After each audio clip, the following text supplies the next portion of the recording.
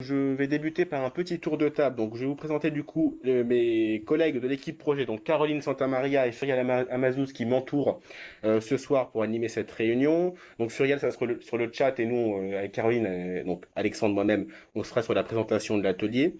Nous serons accompagnés ce soir également du service événementiel de la ville de Bagneux qui est rattaché à la direction de la communication, en la personne d'Éric Léonard qui est connecté avec nous ce soir, le directeur, le responsable du service événementiel. Nous sommes accompagnés également du centre social et culturel Jacques Prévert, donc le centre social et culturel qui sera dans l'équipement polyvalent, on vous en dira plus tout à l'heure, de la future place Lucie Aubrac. Donc le centre social est représenté ce soir par Sherazade Bousla, sa directrice, ainsi que Benoît Matoul, qui est agent de développement social et local. Toujours pour nous accompagner ce soir, nous aurons Sadev, qui est aménageur du quartier nord de Bagneux et du coup de la place Lucie Aubrac, qui sera représenté donc par Noémie Carrick, Elsa Sauter et Jules Lasfargue. Puis nous serons aussi également accompagnés par Arte Charpentier, donc les urbanistes paysagistes de la ZAC, donc de la place Lucie Aubrac également, avec Nathalie Leroy et Julien Blanquet. Pour la mini-conférence thématique qui s'intitulera Comment créer une place animée et agréable, elle sera animée par Samuel Buteau de l'association des Cris et des Villes. Je laisse sans plus tarder la parole à Patrick Duru, maire adjoint en charge des espaces publics, de la voirie et de la nature en ville, ainsi qu'à Olivier Barberousse, maire adjoint en charge de la participation citoyenne, de la citoyenneté et de la vie des quartiers. À vous. Merci, bienvenue à tous, j'espère que vous m'entendez. Bienvenue pour ce troisième atelier de concertation. Alors, il est assez rare dans la vie d'une ville parisienne de pouvoir réaliser une place de l'envergure de celle de la place Lucie Aubrac, 13 000 mètres carrés d'espace public au pied des métros. C'est une chance pour notre ville et c'est aussi un vrai défi à relever. Alors, aujourd'hui, et comme lors des précédentes concertations, nous vous proposons, je dirais, d'effectuer, j'appellerais ça un glissement de la notion d'aménager à la notion de ménager. Si souvent aménager est synonyme de venir avec un plan et de le projeter sur des réalités humaines et physiques, je dirais que là, on est plus dans un processus de ce que j'appellerais ménager, qui est d'entamer une discussion avec les gens, de voir les besoins et d'écouter les demandes. Et c'est dans ce dialogue que l'on va avoir ensemble sur la construction de cette place que le projet ici s'inscrit. Et notamment avec la thématique de ce soir. Alors oui, quand on parle de place, on entend tout de suite cœur de village, centralité dans une ville. Et nous ici, on va devoir ensemble, oui, faire de notre future place le cœur du nouveau quartier. Mais une place, pour moi, ce n'est pas qu'une polarité géographique. C'est aussi un espace de convivialité et d'usage pour le piéton notamment. C'est un lieu de rencontre, un lieu d'animation, de jeu, de promenade et je dirais même parfois un lieu de commémoration. Enfin, l'organisation d'une place et l'ambiance qu'elle dégage, elle parle souvent aussi, je dirais, de l'histoire et de l'identité d'une ville et elle révèle souvent l'esprit d'un quartier. Et donc, c'est dans toute cette polyvalence-là qui va faire, c'est toute cette polyvalence, je dirais, qui va faire la richesse et la complexité de cet espace public que nous allons créer ici. Et donc, ce soir, avec les intervenants et les spécialistes qui vont nourrir un peu nos réflexions, nous vous proposons donc d'échanger sur plusieurs points, comme quel type d'événements sont souhaitables sur cette ville, par exemple, sur cette place, je veux dire, quelle régularité, quels usages privilégiés sur la place, quelle répartition de ceux-ci, que ce soit temporel ou géographique, ou encore comment on peut matérialiser ces usages sur la place. Et donc, pour ne pas être plus long, je vais laisser la parole aux autres interventions et je vous souhaite et je nous souhaite un bon atelier qui, je pense, sera aussi riche, je l'espère, que les précédents. Voilà. Olivier, si tu veux rajouter un mot. Oui, pas grand-chose, mais juste souhaiter la bienvenue à tout le monde, bien sûr, et dire que par temps de Covid, on est contraint à passer par la visio, c'est pas entièrement satisfaisant. En hybride, éventuellement, ça peut être un complément intéressant, mais être contraint à exclusivement la visio, c'est toujours un peu frustrant, surtout pour des concertations où on aimerait pouvoir dialoguer le plus possible, co-construire avec les habitants, mais que par temps de Covid, il faut ce qu'il faut et que je suis tout de même très heureux qu'on puisse tout de même mener cette concertation grâce à l'outil numérique. Et je trouve que ce qui a été monté me semble intéressant et les deux précédents ateliers ont été très riches et je ne doute pas que celui-ci le sera tout autant. Merci à tous les deux pour cette introduction. Je vous propose qu'on passe du coup un peu au sommaire de ce soir. Donc, on va débuter cette concertation, cet atelier, par une première présentation du quartier nord de Bagneux et de la place Lucie-Aubrac, qui sera réalisée du coup par SADEV 94. Nous enchaînerons avec la mini-conférence de Samuel Buteau, donc je vous rappelle intitulée Comment créer une place animée et agréable. Nous enchaînerons ensuite avec du coup la présentation de ce qui est déjà prévu en termes d'usage et d'animation du coup par Arte Charpentier cette fois-ci. Puis nous ferons place à la concertation. Vous pourrez du coup partager vos idées, vos propositions, vos questions sur les différentes thématiques que nous aborderons ce soir. Je rappelle juste quelques petites règles du jeu pour que l'atelier se déroule au mieux. Durant la partie présentation et la mini-conférence, merci de ne pas prendre la parole pendant les interventions. Vous avez le chat qui est à votre disposition, bien entendu, si vous avez des questions ou des remarques. Pendant la partie concertation, là, vous avez la parole quand vous le souhaitez, bien sûr, tout en respectant évidemment les interventions de chacun. Surtout, s'il vous plaît, n'oubliez pas de couper vos micros. C'est un petit peu compliqué de parler quand on entend des bruits qui viennent interférer et ça peut perturber les interventions. Si vous souhaitez lever la main pour prendre la parole, vous avez une barre en bas de votre écran où il vous suffit d'appuyer sur la petite main et de la retirer quand vous avez terminé de vous exprimer.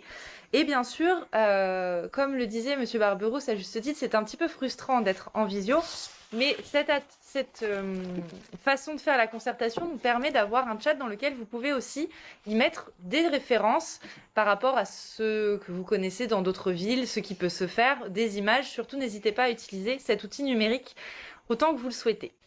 Je laisse la parole à Sadev pour la présentation du quartier Nord. Merci Caroline. On va faire une petite partie introductive sur le projet urbain pour amorcer tranquillement le sujet. D'abord, commencer par expliquer ce que fait SADEV 94 dans cette histoire. C'est pas forcément évident et c'est vrai que c'est un ensemble de beaucoup d'acteurs sur ce genre de projet. Et donc, justement, nous, notre mission en tant qu'aménageur pour la ville de Bagneux, c'est bien d'être ce coordinateur et d'essayer d'être un interlocuteur privilégié. Et donc, pour nous situer un petit peu, on essaye de coordonner à la fois les entreprises qui font les travaux, les parties prenantes administratives, les promoteurs, et d'être un petit peu le garant en tant qu'ensemblier d'une cohérence d'un projet urbain qu'on porte depuis un certain temps. Et donc, pour ce faire, on s'appuie sur des entreprises et des agences d'architecture notamment, de grands talents. Donc, on a Arte Charpentier en tant qu'architecte coordinateur et qui est également notre maîtrise d'œuvre espace public pour lequel nous avons les représentants ce soir, Nathalie Leroy et Julien Blanquet, qui donc développeront toute la partie spécifique de la place ce soir. Donc ça, c'est un petit peu pour nous situer. Et là, sur la diapositive, vous voyez les éléments phares de ce projet urbain dans lequel s'inscrit la question de la place ce soir. C'est donc un projet d'ampleur et très varié. C'est un gros morceau de ville, c'est 25 hectares et donc c'est un projet qui s'inscrit en plein dans le quartier nord de la ville de Bagneux. Et c'est un projet qui est très varié. Il y a à la fois des nouveaux logements qui sont créés, des commerces dont on a traité en particulier la semaine dernière. C'est aussi des espaces publics. Et donc, tout ça se fait, vous le voyez sur la prise qui est juste en dessous, sur un temps long. C'est un projet qui est déjà travaillé depuis plusieurs années et qui, vous le voyez, nous amène jusqu'à 2030 pour sa livraison finale. Et voilà, entre-temps, il y a plusieurs dates jalons. Les dates importantes qui sont un petit peu les éléments fondamentaux du projet sont bien sûr les métros. Donc la ligne M4 qui va être livrée cette fin d'année et puis la ligne M15 un petit peu plus tard en 2025. Bon, entre-temps, des éléments seront livrés un petit peu au fur et à mesure. Depuis ces dernières années, il y a aussi déjà des livraisons d'équipements publics qui ont été faites, notamment la place du théâtre, la crèche Crème de Lune, que vous avez peut-être déjà vu. Voilà.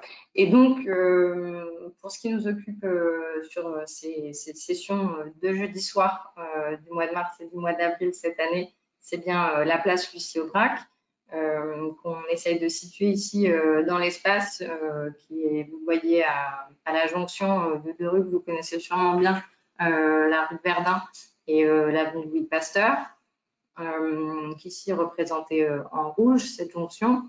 Vous avez le parc Robespierre qui est en bas à droite, et puis le parc Nelson Mandela dans le quartier plus au nord. Voilà. Et autour de la place, vous avez trois lots, trois immeubles de logement qui sont de taille assez conséquente et qui ponctuent un petit peu la délimitation de cette place. Maintenant, si on va dans le détail, on a donc trois immeubles qui sont de taille assez importante, donc de densité moyenne, qui permettent de libérer de l'espace au sol pour une place, comme on discute depuis maintenant plusieurs semaines et qu'on travaille depuis un certain temps, qu'on souhaite avec des usages différents et rythmés, donc pas seulement une place de passage, de mobilité pour aller depuis vers le métro, mais avec des propositions diverses. Il y a dans les différents immeubles à la fois du commerce et de l'équipement public, j'y reviendrai tout de suite après.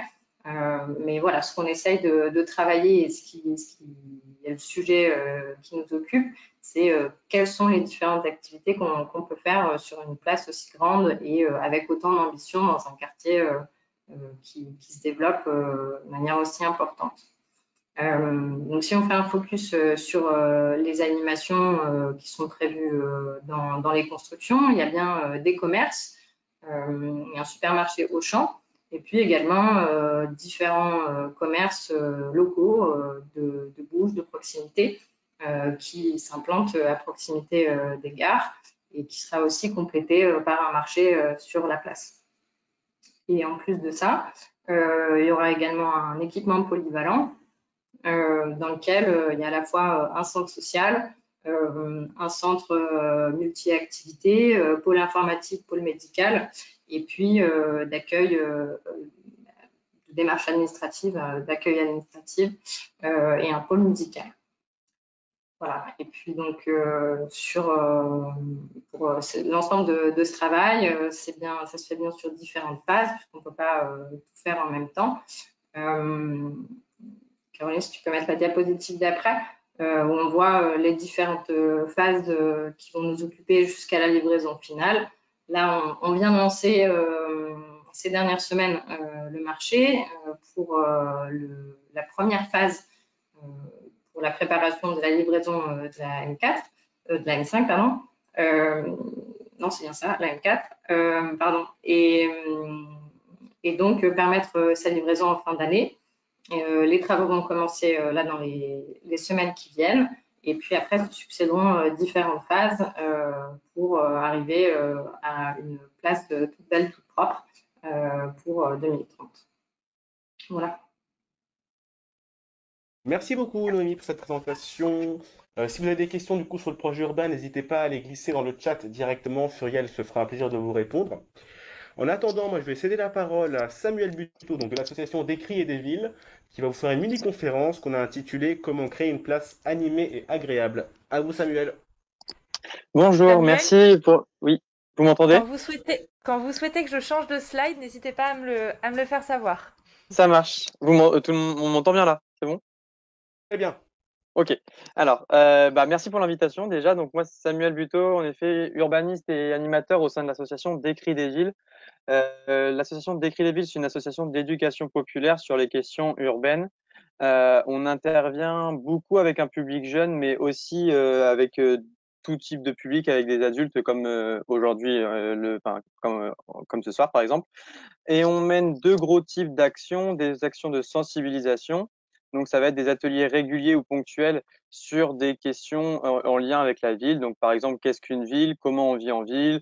Et autour des questions de l'agriculture urbaine, toutes questions qui tournent autour de la question, autour de la ville. Et des projets de transformation de l'espace public, du cadre de vie. Et donc, du coup, là, ça va être par exemple avec des enfants, on va accompagner pour des projets de réaménagement de cours d'école ou d'aménagement de cours d'école participatif avec les enfants. Ou par exemple, là, il y a quelques années, on a accompagné dans 2 écoles pour les enfants sur plusieurs semaines, pardon, pour aménager les futurs cours d'école Niki de Saint-Phal et Rosenberg. Et après, on peut mener des mêmes types d'ateliers avec des adultes sur le même principe, sur des réaménagements d'espaces publics, de places, d'esplanades, de parcs. Voilà. Donc, voilà pour la présentation de l'association. L'idée là de mon intervention, c'est de parler pendant 10-15 minutes et après d'avoir un petit échange un petit temps de questions. Du coup, je vous laisserai poser les questions à la fin si vous avez des questions ou des demandes de précision, n'hésitez pas à ce moment-là. Donc, avant de vraiment rentrer dans le vif du sujet de mon intervention, je voulais revenir un peu avec vous avant sur la question de l'aménagement. Qui aujourd'hui aménage la ville? Qui décide comment on l'aménage? Principalement, aujourd'hui et depuis plusieurs dizaines d'années, ce sont les élus, que ce soit au niveau des mairies, que ce soit au niveau des départementales, de l'État ou même aussi des régions, les services techniques, les architectes, les urbanistes, les paysagistes. C'est l'ensemble, toutes ces personnes-là, c'est un peu ceux et celles qu'on appelle les experts et les expertes de la fabrique de la ville, de l'aménagement. Mais de plus en plus, il y a un acteur qui est souvent oublié, mais même si il commence de plus en plus à avoir sa place, ce sont les habitants, les habitantes, les usagers et les usagères des espaces en question. Parce qu'en effet, les habitants et les habitantes ont, de par leur expérience quotidienne et leur pratique quotidienne des espaces, ils ont vous avez une expertise et des choses intéressantes à dire, à faire remonter, des connaissances importantes à faire remonter pour pouvoir créer des aménagements qui seront cohérents et qui vont répondre à vos besoins et pour qu'ils fonctionnent, ces aménagements ensuite. Et voilà. Ensuite, ce que je voulais vous dire par la suite, c'est que on vient de voir que il y a 2-3 éléments importants qui ressortent sur des grandes lignes directrices pour cette future place Lucie Aubrac. L'idée, c'est que ce soit une place qui soit à la fois animée, où il y aura la possibilité de proposer différentes animations, mais aussi une place qui proposera différents usages, que ce soit des commerces, des logements, des transports, des espaces de repos ou encore d'autres choses à imaginer. Et le dernier élément à prendre en compte, c'est la question des enjeux écologiques actuels qu'il ne faut pas négliger, d'autant plus que la place s'insère à la jonction de futurs 2 écoquartiers. Du coup, c'est la question de l'écologie est à prendre en compte. Pourquoi je revenais un peu sur ces 3 éléments-là? L'idée, c'était de voir comment réussir, de vous mettre en avant des points de vigilance, des éléments qui sont importants à avoir en tête pour réussir à créer une place qui soit animée, qui propose différents usages et qui réponde aux enjeux écologiques actuels. Donc, le premier élément, c'est l'idée de partir de l'existant. Donc, si on peut passer à la slide suivante, c'est l'idée de partir de l'existant, de ce qui existe. Parce que quand on aménage un espace, il est important toujours de commencer par regarder ce qui existe déjà. Qu'il s'agisse à la fois des aménagements, mais aussi des animations, des structures qui existent dans le secteur, dans le quartier. Et donc, un des éléments pour commencer qui peut être intéressant, c'est de se poser 4 questions. C'est qu'est-ce qui existe, qu'est-ce qui est utilisé, qu'est-ce qui ne fonctionne pas, qu'est-ce qui n'est pas utilisé, et qu'est-ce qui manque sur cet espace-là. Comme je viens de le dire, un quartier avant un réaménagement ou avant un aménagement d'un nouvel espace, d'un nouvel espace, pardon, il vit déjà ce quartier. Donc c'est important de prendre en compte ces éléments pour ne pas, pour partir de ce qui existe déjà. Et pour ça, c'est intéressant de s'appuyer sur les structures qui agissent déjà dans le quartier. Donc la présence du centre social en plus ce soir est intéressante aussi là-dedans parce que c'est une des structures qui agit dans le quartier. Donc et qui va qui va en plus être installée vraiment directement sur la place au final. Donc c'est important d'utiliser toutes les ressources qui existent autour de la place. Donc là, l'exemple que je voulais présenter, c'est un diagnostic qui a été réalisé dans une cour de récréation dans un collège dans le Val d'Oise l'année dernière, quand on a accompagné une classe de 5e pour réaménager une petite friche à côté du collège qui était un espace en herbe et qui était qui était laissé à l'abandon. Et on a accompagné une classe de 5e pour réfléchir à comment on pouvait réaménager cet espace-là. Donc nous, ce par quoi on a commencé pour faire réfléchir les jeunes, les collégiens et les collégiennes, c'était de réfléchir, comme je vous disais, à qu'est-ce qui existe déjà autour. Donc là, ce qui est autour, l'idée, c'était de travailler sur d'abord la cour de récréation.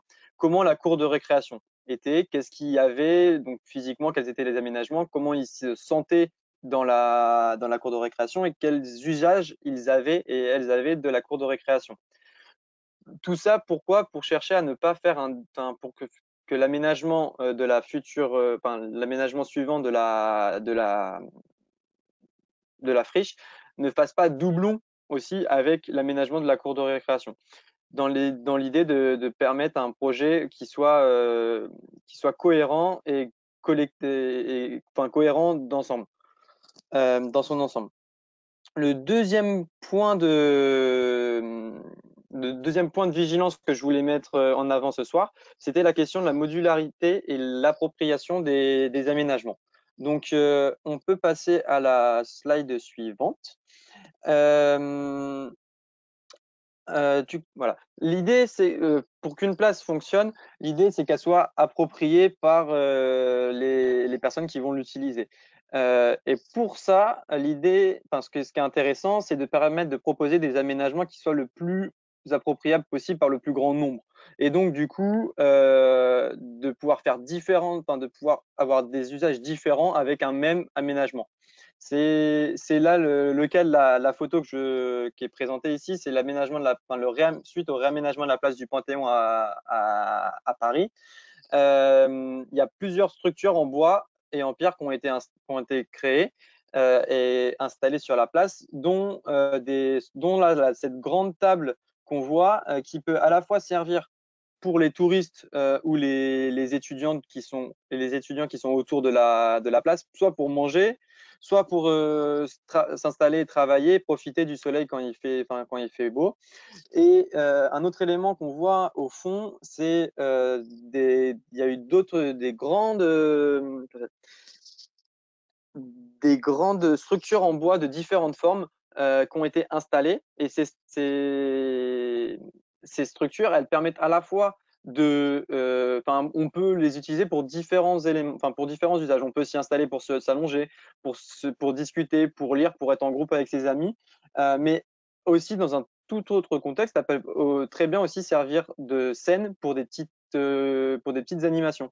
Donc, pourquoi j'ai montré ces deux éléments-là? Parce que l'idée, c'était de voir qu'avec un seul aménagement, un seul objet, on peut réussir à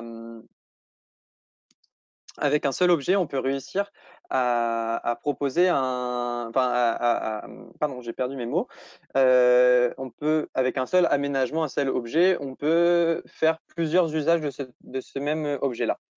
L'autre élément, donc la question de la modularité d'un objet, le fait qu'un objet soit modulable, c'est important aussi dans le sens où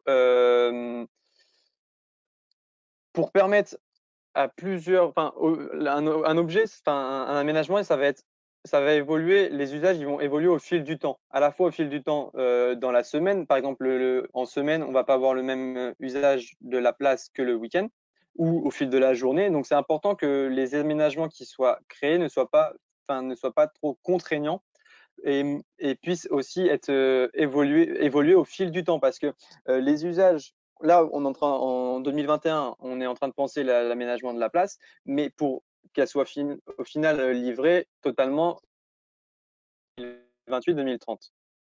Du coup, entre aujourd'hui et la fin des aménagements, les usages, ils vont avoir évolué aussi, les usages de l'espace public, ils vont avoir évolué. Donc, c'est important on puisse penser dès maintenant à un espace qui puisse évoluer, les aménagements puissent évoluer et être modulables au fil du temps. Parce que, pour un petit exemple, c'est que sur la question des mobilités, on a bien vu ces dernières années l'importance de plus en plus forte que les vélos et les trottinettes notamment ont pris dans les déplacements.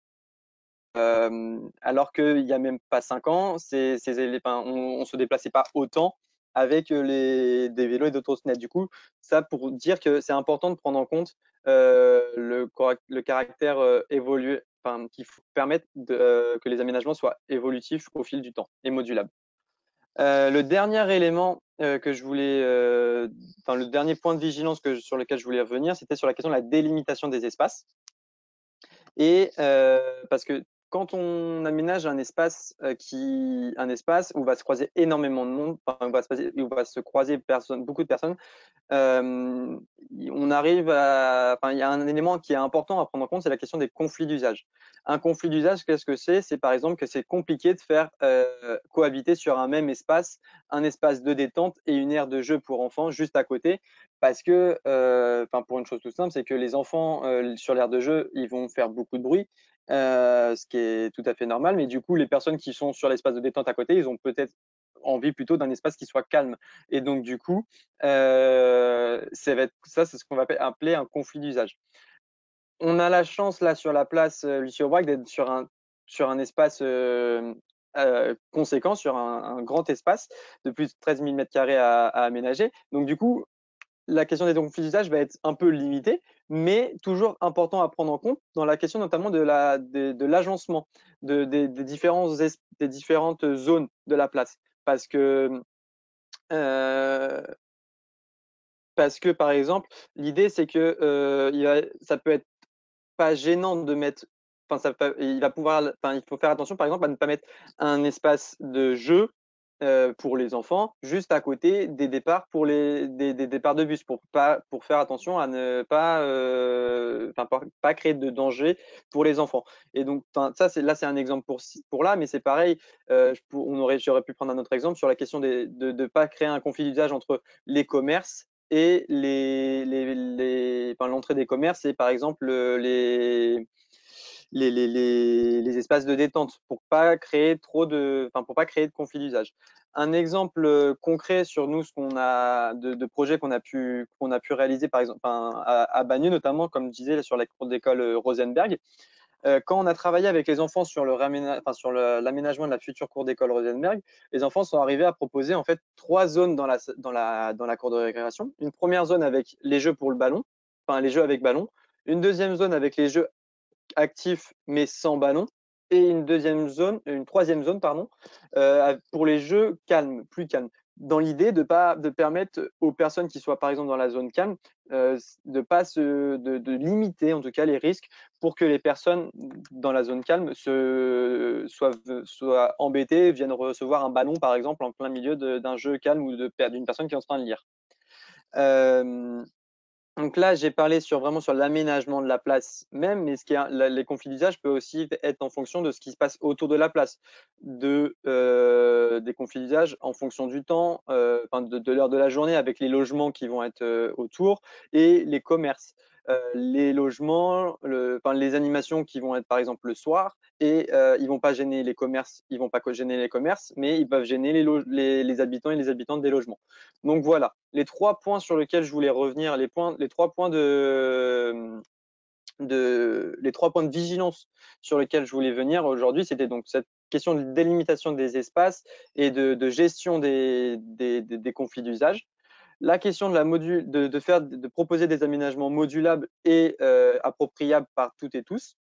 Et le fait de partir de l'existant, de vraiment partir de ce qui est, comment est utilisé l'espace aujourd'hui et qu'est-ce qui existe autour, dans l'idée de ne pas proposer quelque chose qui viendrait faire doublon et qui réponde vraiment aussi aux usages et aux besoins des futures utilisatrices et utilisateurs de l'espace. Voilà, j'ai terminé. Je vous laisse si vous avez des questions, des demandes de précision. Et je vous Merci remercie pour votre beaucoup, attention. Samuel, pour cette intervention intéressante en effet sur les usages, la réversibilité, la modularité, etc. C'est très intéressant. Je propose aux participants de éventuellement poser des questions, réagir sur ce qu'a dit Samuel. Est-ce que vous avez des questions, des suggestions? Oui, alors, excusez-moi, je ne trouve pas le bouton pour lever la main, donc je me permets d'intervenir Pas de directement. souci, allez-y, Riyad. Alors, je vous écoute, alors je vous informe que je vous écoute déjà depuis la route pour rentrer à la maison parce que je vais chercher mon fils. Mais il vous écoute avec moi, du coup, il essaie de se projeter un petit peu dans cette nouvelle place bon, il m'a susurré deux, trois informations, deux, trois idées que je trouvais intéressantes. Alors déjà, moi, ce que je voulais dire d'abord, dans un premier temps, c'est par rapport à ce que vous avez montré face à la place du Panthéon, notamment, avec cette mise à disposition du coup d'un espace de convivialité où tout le monde se mélange. Bon, j'ose espérer que la phase Covid sortira assez rapidement, mais peut-être que justement essayer d'imaginer peut-être des pôles un petit peu plutôt un mélange comment dire, même si le but aussi c'est quand même que de mélanger toutes les populations, mais de permettre quand même à ce que certains puissent avoir un écart par rapport à d'autres éventuellement. Je sais pas, c'est une question, c'est une idée qui me passe comme ça par la tête, qui a des avantages selon moi, mais des inconvénients aussi. Donc bon, à réfléchir. Mais sinon, en fait, si vous voulez, mon fils me parlait notamment d'une table de ping-pong. Je sais que, bon, pour être un ancien Montrougien, je vois un petit peu comment ça a évolué là-bas. Je sais pas si vous voyez la place, l'avenue comment ça s'appelle, Jean Jaurès, qui intègre justement des espaces de détente, de pelouse et des espaces un peu plus sportifs, comment dire, un boulodrome, voilà, un boulodrome, des tables de ping-pong, etc. Donc voilà, je me suis dit que ça pouvait être intéressant quand même peut-être, parce que j'ai pas l'impression que les nuisances générées par ces activités sportives soient mal perçues par ceux qui sont en phase repos sur l'espace. Au contraire, bon, Ryan, mon fils, habite une semaine sur deux à Montrouge, et c'est vrai que ils vont régulièrement là-bas, et c'est vrai qu'apparemment les Montrougiens se mélangent pas mal dans cet espace-là. Donc peut-être que c'est un exemple qui peut être intéressant à analyser. Merci Riyad. En effet, c'est une proposition intéressante. Je propose qu'on garde quand même les propositions un peu précises pour l'atelier concertation et que là, on se contente de réagir un petit peu sur ce qu'a dit Samuel Buteau et essayer de proposer du coup des choses après. Est-ce qu'il y a des réactions sur ce...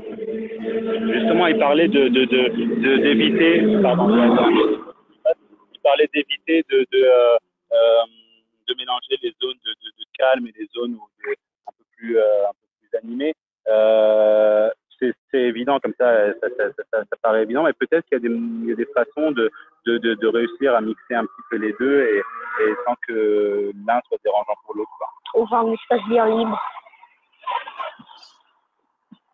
Oui, Très bien, merci. C'est noté en tout cas. sur la On pourra en réversibilité, ouais. reparler ensuite, mais effectivement sur la réversibilité, ça peut être intéressant aussi de choisir de mélanger effectivement des activités. Moi, je voulais juste rebondir sur ce que vous disiez, Samuel, sur Oui. la complémentarité des espaces publics. Effectivement, il ne faut pas oublier que cette place, elle sera connectée avec ce qu'il y a autour. Le parc Robespierre, le square Nelson Cosson. Mandela, le futur Mail de Bussy une fois qu'il sera agrandi. Donc effectivement, sur cette place, on peut imaginer plein de choses. Il ne faut pas la déconnecter de son environnement. Voilà, c'est juste un petit rappel pour mémoire aussi sur nos futures discussions de ce soir. On peut imaginer des choses sur cet espace comme on peut imaginer des choses en complémentarité avec ce qui se fera autour aussi. Je crois que monsieur ou madame Sédiri avait une question à poser. À vous la parole. Bonjour, vous m'entendez bien? Ok, Très super. bien. Oui, on vous entend. Ok. Alors justement pour rebondir là-dessus, vous parlez du parc Robespierre. Moi, je suis pas encore de Bagneux. J'y habiterai quand les nouvelles tours seront prêtes. Je voulais savoir qu'est-ce qu'il y aura dans ce parc Robespierre parce qu'il me semble qu'il n'est pas encore construit. Et du coup, si on veut partir de l'existant pour pas faire doublon, peut-être qu'on aurait besoin d'avoir les éléments justement qui existeront à ce moment-là. Alors, le parc Robespierre, effectivement, aujourd'hui, c'est le chantier de la ligne du Grand Paris, de la SGP pour la ligne 15. Il y a eu une concertation qui a déjà été menée pour partie sur cet espace et sur ce qu'il pourrait y avoir dans le futur, mais la concertation, elle reprendra. C'est quelque chose qui a plutôt vocation à être de nouveau un parc, comme c'était avant, et pas une place un petit peu plus minérale. Donc, on peut déjà éventuellement se dire que ce sera un espace pour se poser, pique-niquer sur l'herbe, ou un endroit où il y aura des jeux. Mais en fait, c'est aussi une concertation qui sera menée. Donc aujourd'hui, c'est pas encore défini entièrement. Enfin, c'est ça. Il y a eu des grandes lignes Voilà. tirées de la concertation qui a eu lieu il y a quelques années déjà, mais ce n'est pas encore vraiment défini. C'est pour ça qu'aujourd'hui, les propositions de ce soir, en fait, on peut se dire qu'elles peuvent être sur la place Lucie-Aubrac, comme on peut aussi faire engager des propositions qui peuvent être à réfléchir sur d'autres lieux si elles ne peuvent pas se faire sur la place Lucie-Aubrac. Ok. On reviendra d'ailleurs sur les complémentarités entre les différents espaces publics, notamment parce qu'ils sont très proches les uns des autres finalement. Des fois, on a l'impression que c'est un peu lointain, mais finalement, en 5 minutes de marche, on rejoint assez facilement le parc Robespierre, le parc de Mandela, etc. J'en profite juste pour rebondir sur une question dans le chat qui a été posée à ma collègue Furiel sur les cheminements piétons entre l'école Niki de Saint-Phal et le gymnase. L'école Niki de Saint-Phal, il y aura un cheminement qui passera par le parc, le futur parc Robespierre. Après, c'est des cheminements liés au passage piéton qui vont être sécurisés et pourquoi pas envisager un petit monsieur ou une petite madame stop qui permet aux enfants de traverser en toute sécurité. En tout cas, on note la remarque. Effectivement, c'est quelque chose qu'il faudra se poser en temps voulu. Alors, madame Lacan a la parole pour une question. Ah.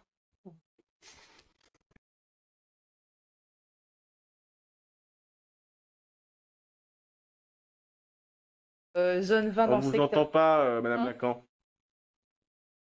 Alors,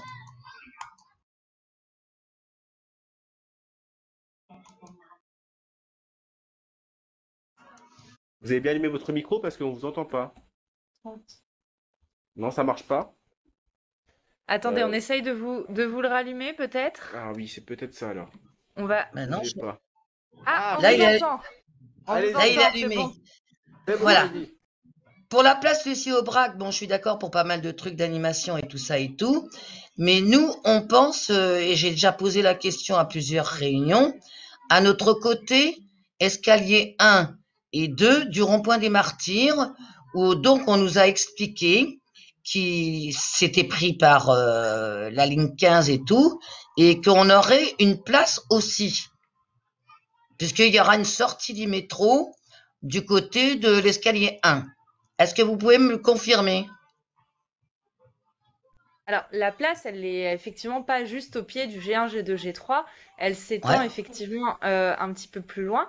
Il y aura une sortie aussi pas loin de votre bâtiment, effectivement. Donc aujourd'hui, l'idée de cette concertation, de cet atelier ce soir, c'est de parler de tous les usages, pas uniquement en plein milieu de la place, mais sur la totalité de la place.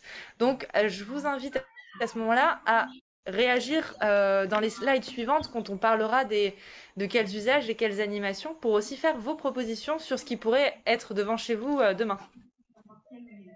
D'accord, mais nous, dont on nous a expliqué que notre escalier 1 et escalier 2, où on a des passages et tout, on a une barrière avec des voitures et tout, ne pourront plus avoir cette barrière. On sera obligé de passer par le bâtiment B qui est au fond. Est-ce que c'est vrai? Alors ça, c'est votre bailleur, ce n'est pas nous, ville, donc je ne suis pas en mesure de vous Mon bailleur, répondre. je l'ai eu hier, il n'est pas au courant.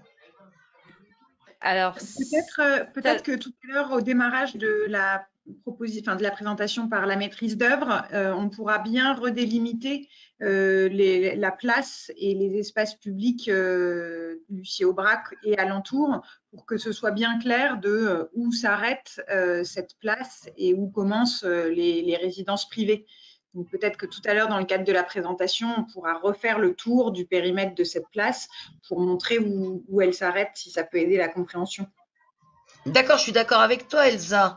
Mais moi, on nous a bien expliqué, parce que j'étais en réunion et tout, et j'ai vu, que notre côté sera fermé devant l'escalier 1 et 2, et qu'on devra passer, je te dis, par le bâtiment B. mais Donc, du on coup, n'aura qui plus vous le a- passage devant l'escalier 1. c'est qui vous a indiqué ça? Ben, c'est le bailleur, hein. Ah, bah c'est ce que je vous disais. Du coup, ça c'est un choix du bailleur. C'est pas nous côté ville. On n'a pas la main sur ce sujet. Si le bailleur décide de créer un cheminement différent, c'est avec le bailleur qu'il faut voir. Non, et il nous a dit que c'est pas le bailleur qui décide, que c'est bien la RATP qui a décidé qu'on ne pourrait plus avoir ce passage. Et qu'on aura une place devant chez nous, devant l'escalier 1 et 2. Je voulais Je vous avoir la propose que, confirmation. alors, Pour ces questions un peu plus techniques, Madame Lacan, je propose qu'on se Oui, je sais voit plus tard. que c'est technique. Voilà, parce que c'est ouais. pas vraiment la thématique de l'atelier et je pense que ça n'intéresse pas tout le monde pour Ce le qu'on coup. peut faire, Oui, mais dans c'est ces faire un cas-là, rendez-vous. c'est quand même mathématique parce que si on a une place devant chez nous, il y aura du monde et il y aura des choses à faire, hein. Parce qu'il y aura une petite place devant chez nous, on nous l'a dit. D'accord. Bon, ben merci. Je Hein. suis désolée, j'ai Voilà, du on mal n'est à pas en mesure de vous visualiser. répondre hyper précisément là-dessus, donc je Mais propose qu'on on se se voit plus rappellera, tard Elsa. pour discuter. Voilà. Oui, oui, ça marche. On se Je rappellera, laisse la Elsa. parole, je laisse la parole à Monsieur Selva Kumar. Ouais, tout à fait. Est-ce que vous m'entendez? Très bien. Ouais, très bien. Bah, merci beaucoup en tout cas pour cette présentation. Moi, j'avais une question justement sur la place animée et agréable. Hein. Ce que je comprends effectivement, c'est que cette place doit répondre aux usages des habitants et aussi ceux qui l'utilisent au quotidien. Ça peut être effectivement des gens qui travaillent à proximité. Moi, la question que j'avais du coup, c'est pour se projeter de votre retour d'expérience, comment faire pour que cette place soit animée dans le temps. Effectivement, là, on se dit des choses et on espère que ça prendra effectivement avec tout ce qui sera mis en place. Et il y a aussi effectivement que les usagers se l'approprient. Comment faire pour que ça dure dans le temps? Et est-ce que vous avez du coup des best practices, des exemples de places animées qui marchent? Est-ce qu'il y a des exemples à proximité, je sais pas, à Montrouge, à Paris, sur ce qui est bien fait aujourd'hui selon vous? Alors, sur des exemples concrets, là, j'en ai pas en tête qui me viennent tout de suite, mais sur des idées, enfin des pratiques intéressantes à mettre en place, ça va être notamment dans un premier temps, en fait, qu'il y ait des propositions d'animation, pardon, faites par les services par les services municipaux, des services aussi, des propositions faites par les différents acteurs, permettent aux différents acteurs, par exemple donc le centre social, je dis ça parce qu'ils sont là ce soir, mais tous les autres acteurs associatifs qui sont autour de la place faciliter pour les personnes qui veulent, les associations, les collectifs d'habitants ou même des habitants seuls, la possibilité d'utiliser la place pour proposer des animations. Côté, ça, c'est un élément que j'ai envie de, enfin, c'est ce qui me vient en tête là, tout de suite, c'est de mettre en avant le fait de faciliter la possibilité d'organiser, d'animer des choses, des activités sur la place, que la facilitation, que ce soit par mettre à disposition, mettre à disposition du matériel, des barnums, des tables, du matériel sonore si besoin, mais aussi faciliter sur des questions, sur du financement, du financement d'actions, d'animation de l'espace public, et aussi que du coup il y ait des animations proposées directement par la mairie, quoi. Voilà, pour répondre assez rapidement à la question. J'espère que ça y répond en tout cas. Ok, donc en fait, pour comprendre, excusez-moi, du coup, pour comprendre, en fait, c'est pas en tant que tel l'aménagement qui va permettre l'animation, mais c'est plutôt tout ce qui va être fait par la municipalité par la suite ou par les acteurs qui va permettre cette animation. C'est les deux, c'est l'aménagement permettra ou ne permettra pas l'animation ensuite, mais c'est pas parce qu'un aménagement permet une animation que l'animation va se faire d'elle-même ensuite. Il faut penser l'aménagement pour permettre l'animation, mais après, une fois que l'aménagement est créé, il faut mettre comme je disais, des moyens, laisser la possibilité de créer cette animation. Donc c'est en deux temps. C'est dans un premier temps, là, au moment de la conception, de la création de l'aménagement, c'est faire en sorte que l'aménagement puisse accueillir des animations. Et une fois que l'aménagement est là, c'est faire en sorte, faciliter aux personnes qui souhaitent proposer des animations sur cet aménagement, l'accès à cet aménagement-là. C'est en deux temps. Ok, c'est très clair, merci à vous. Merci à tous les deux. On va prendre l'ultime question. Madame Sediri, à vous. Alors moi, c'était pas une question, c'était pour rebondir et peut-être apporter une réponse à la question du monsieur juste avant moi. Personnellement, je pense que c'est une initiative après qui est un peu collective. À Saint-Ouen, par exemple, là où je suis actuellement, il y a un quartier assez récent qui s'appelle les Docks, et donc Saint-Ouen, c'est une ville populaire. Pour faire vivre la place, en fait c'est des initiatives citoyennes, c'est des habitants du quartier, en fait des associations de quartier qui proposent des choses, qui sont soutenues par les collectivités, par la mairie, et en fait petit à petit il y a des choses qui sont testées, qui sont instaurées. Quand ça fonctionne, c'est reconduit d'année en année, et ça nous fait des animations tout au long de l'année qui sont vraiment vraiment très sympas, et qui prennent bien parce que du coup ça vient directement de l'intérieur, ça vient des habitants. Et voilà. Et j'aimerais vraiment que cette place ce soit aussi animée qu'aujourd'hui à Saint-Ouen, même si bon, avec l'épidémie, il n'y a rien qui est vraiment possible, mais voilà. On essaie de trouver quand même des solutions.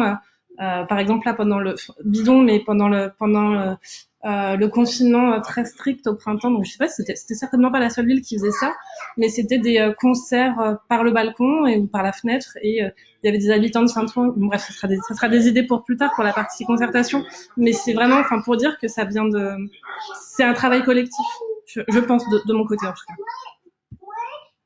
Merci Madame Sediri. Donc ouais, je suis Odonien aussi moi-même, donc je vois un peu de quoi vous parlez. Donc c'était des très bonnes idées en effet qu'on conserve. Je vous propose qu'on passe du coup un peu dans le vif du sujet, donc sur ce qui nous amène ce soir à la concertation, à savoir les usages, donc ce qu'on va faire sur cette place, qu'on ne veut pas faire aussi, et les animations, donc les animations, qu'elles soient culturelles, festives, etc. Donc je laisse la parole à Nathalie Leroy pour la présentation un peu de ce qui est déjà prévu en termes d'usage et d'animation sur la place Lucie Aubrac. À vous Nathalie. Oui, alors justement, on va rester un petit peu sur ce plan pour vous montrer. Bon, donc on passe sur la perspective. Non, sur le plan, ça permet de visualiser un peu. Samuel a évoqué tout à l'heure le fait qu'un des enjeux dans un espace urbain, c'est d'une part l'animation, mais l'autre enjeu, c'est la présence du végétal et faire en sorte d'avoir un espace qui permette le bien-être par la présence végétale. Donc, sur ce plan, vous voyez qu'une bonne partie de la place propose du végétal avec pas mal d'arbres et également une gestion des eaux pluviales. Le sol les espaces plantés permettront de récupérer les eaux pluviales et de les infiltrer. Vous voyez au nord de la place deux bandes bleu-violettes qui symbolisent un marché Et tout cet espace, ce grand rectangle, fait à peu près 2000 mètres carrés. Si on élargit jusqu'à la façade du G3 et en limite des arbres, ce grand rectangle fait 2000 mètres carrés. Et dans notre idée, c'est un espace qui est destiné à accueillir des événements temporaires, renouvelables dans le temps. Sur ce plan, je vais juste en profiter pour voir, pour préciser à l'habitante tout à l'heure qui voulait avoir quelques informations sur les limites de son bâtiment. On voit la ligne rouge qui est au nord et qui longe la sortie secondaire du métro de la ligne 4. Cette limite forme la limite de propriété de la copropriété et la place qu'on voit est plutôt située au sud devant le G3. Plus en bas, plus au sud, vous avez aussi la ligne 4 du métro, le grand rectangle qui est représenté. Si on passe sur la slide suivante, on voit en fait ici une projection du projet avec cette présence végétale extrêmement importante sur la place et au premier plan, l'espace événementiel. Là, ce qui est représenté est une possibilité d'utilisation et d'usage. Au tout premier plan, vous avez un marché alimentaire, mais qui pourrait être aussi un marché culturel. Vous apercevez aussi un petit peu plus loin un food truck qui peut être là en permanence ou de manière ponctuelle. Et vous avez un espace qui est plutôt là, un espace de déambulation. Et vous verrez dans les slides suivantes qu'on peut proposer de nombreux usages sur cet espace. Pour vous situer, sur la droite de l'image, vous avez la ligne 4, la sortie de la ligne 4, sortie et entrée. Et sur la gauche de l'image, vous avez la ligne 15, entrée et sortie de la ligne 15 entre les deux bâtiments. Donc vous voyez que c'est une place qui va accueillir des flux de piétons, des gens qui vont aller de leur logement au métro ou traverser le quartier. Donc ça, c'est une partie de l'animation de la place. Une autre partie va être jouée par les commerces en rez-de-chaussée. Et enfin, une autre partie également va être jouée par les animations proposées sur cette place. Sur la slide suivante, là, on change de point de vue, on est au sud. On regarde vers la ligne 4 du métro qui est au milieu de l'image. Le bâtiment du G3 est en haut à gauche. La barre de logement de Haute-Seine Habitat est au milieu, vraiment en arrière-plan. Et au premier plan, vous avez une nouvelle voie qui est créée. C'était l'emplacement de la Corderie Clément avant. Et cette voie permet d'ouvrir le quartier de la Pierre Plate qui est plus au nord sur l'ensemble de la ville.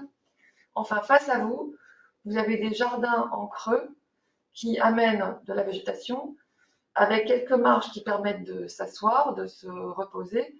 Et ces jardins en creux vont recueillir les eaux pluviales du secteur, de la zone. Vous voyez également qu'on ménage une place importante pour les stationnements en vélo, puisqu'effectivement, on pourra circuler en vélo autour de la place et également traverser la place du nord au sud. Alors, sur la slide suivante, l'idée, c'est d'illustrer un peu ces réflexions sur les usages. Donc, c'est le même point de vue que la perspective qu'on a vue avant, simplement, on est sur une vue du haut. Vous voyez les jardins en creux sur la droite. Et les pastilles colorées montrent un peu des interrogations, des possibilités d'usage sur la place. Des usages, en quelque sorte, permanents. Comment s'installer sur la place? Samuel parlait tout à l'heure du fait d'avoir différentes façons de s'installer dans l'espace public. On peut avoir un banc, enfin un fauteuil individuel, un banc, une chaise longue. On peut avoir différentes façons de s'installer dans l'espace public. On peut, pourquoi pas, manger ensemble. On peut, pourquoi pas, jouer, choisir l'ombre, choisir le soleil. Et par ailleurs, sur l'espace événementiel qu'on voit en haut à gauche, on peut accueillir des animations, pourquoi pas un food truck, pourquoi pas des concerts, un cinéma de plein air, un manège. Ce ne sont que quelques idées de possibilités. Sur la slide suivante, on va aborder l'idée de l'échelle de cette place afin que vous puissiez vous imaginer, vous projeter sur l'échelle de cette place et ce qu'on peut y faire. Alors, la place, c'est le dessin en haut à gauche, c'est 10 000 mètres carrés. On vous a, effectivement, plusieurs personnes ont évoqué 13 000 mètres carrés.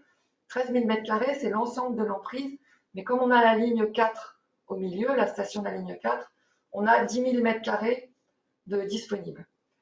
En regard, en bas à gauche, on vous a mis la place d'Ampierre, c'est 2250 mètres carrés.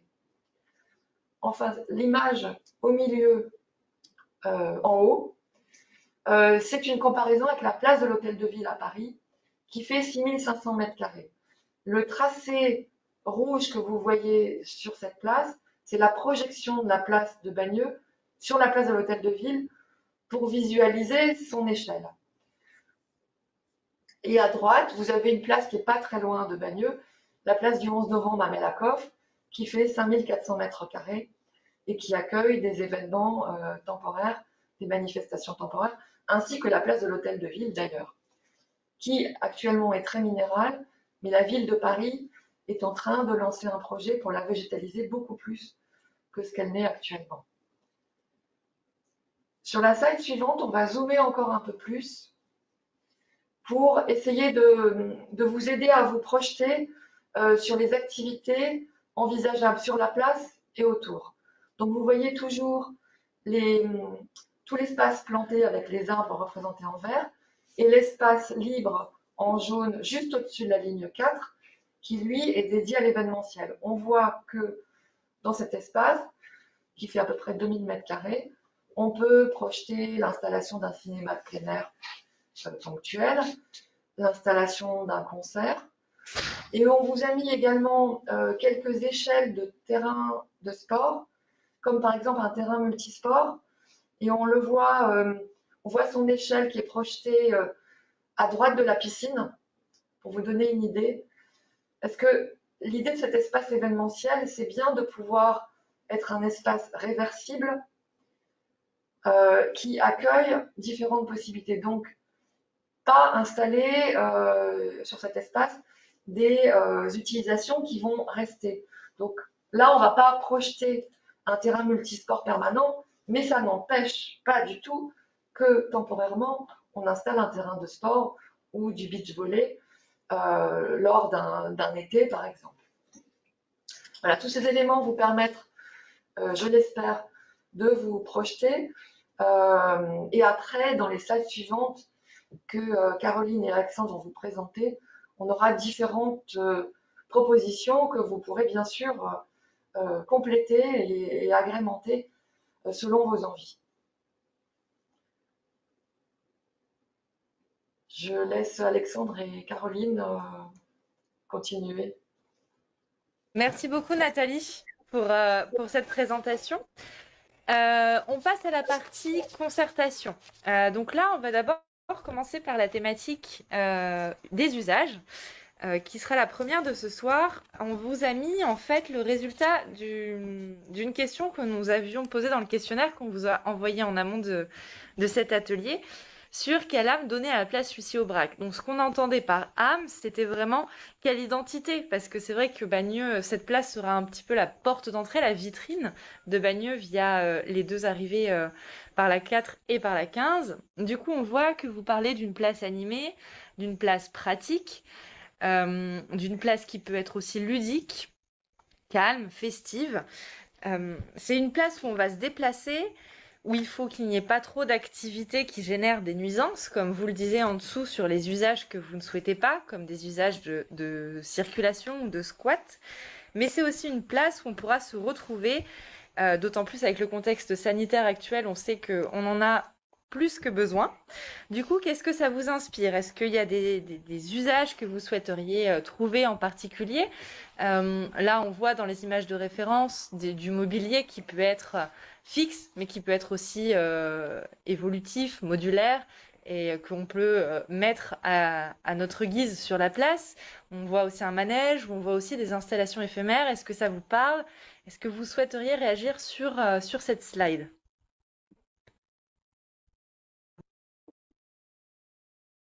Ah, une main levée. Laurence Salin, allez-y. Oui, bonsoir à tous. Moi, je voudrais me présenter. Bonsoir. Je fais partie de l'équipe municipale et en plus, j'habite dans l'immeuble de Haute-Seine-Habitat. Sur cette station des bancs, est-ce qu'on peut mettre aussi des bancs qui sont connectés où les gens pourraient s'asseoir avec une tablette, son ordi, voilà. Est-ce qu'on pense à ça aussi? Concernant une place de concert, je le dis honnêtement, ça serait très malvenu si on le mettait au pied de l'immeuble de Habitat, vu qu'on subit les travaux depuis 6 ans et il y en a encore pour quelques années. Donc, il faut penser quand même aux locataires qui sont là encore actuels et qui seront encore là demain. Après, cette place est une chance pour tout le monde, hein. Évidemment, il faut l'animer. Il faut penser à toutes les générations. Voilà, autant les enfants que les personnes âgées, voilà. Et je pense que aussi, voilà, la culture peut s'animer aussi dedans avec des expositions, plein de choses. Merci. Merci Laurence. Merci pour vos remarques. On en prend bonne note. Est-ce que quelqu'un d'autre souhaite intervenir? Est-ce que quelqu'un d'autre a des idées ou des envies sur cette place? Après, vous inquiétez pas, il reste d'autres slides sur lesquels on va pouvoir débattre, hein, si vous le souhaitez. Alors, je donne la parole à Imen Sediri. Allez-y, Imen. Ok, juste pour répondre à la dame qui parlait juste avant, peut-être elle parlait de s'installer avec une tablette ou un ordinateur. Moi, j'avais repéré une sorte de banc multi-usage, comme en parlait l'urbaniste au début de cette réunion, de cette conférence. Et je vous mettrai le petit lien en message pour que vous ayez une image. C'est un banc classique. Et en fait, si on s'assoit à l'envers, on a le rebord du dossier qui permet soit de manger, soit de travailler. Et je trouvais ça plutôt sympa comme idée, c'était intéressant. Et il y avait je vous mettrai aussi un autre exemple de banc, c'est un banc dans un parc à Clichy où on peut pédaler pour recharger son téléphone portable ou autre d'ailleurs. Voilà, moi je vais mettre simplement les liens en commentaire. Excellente Très bien, idée. c'est des très bonnes idées en Du effet. sport tout en étant au soleil et en se détendant. On prend note et très bonne idée de mettre les liens, ça nous permet de les conserver et de pouvoir aussi les mettre dans le compte rendu. Merci beaucoup. Est-ce que quelqu'un d'autre souhaite s'exprimer? Sur des usages souhaités, non souhaités. Sinon, on peut passer à la slide suivante qui permet de voir les usages dans l'espace. Parce qu'effectivement, on parlait tout à l'heure de répartition, de délimitation des usages, mais aussi de modularité, réversibilité, adaptabilité.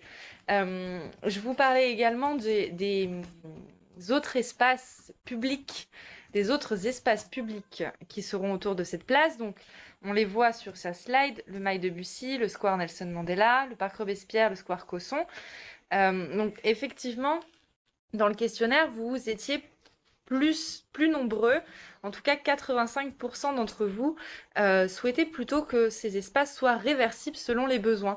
Effectivement, qu'on puisse pique-niquer le jour dans les espaces qui seront dédiés ou assister à un cinéma de plein air le soir, par exemple. Pédaler, donc effectivement pour passer d'un point A à un point B tout en faisant attention aux piétons et aux enfants, mais aussi se poser, discuter, observer.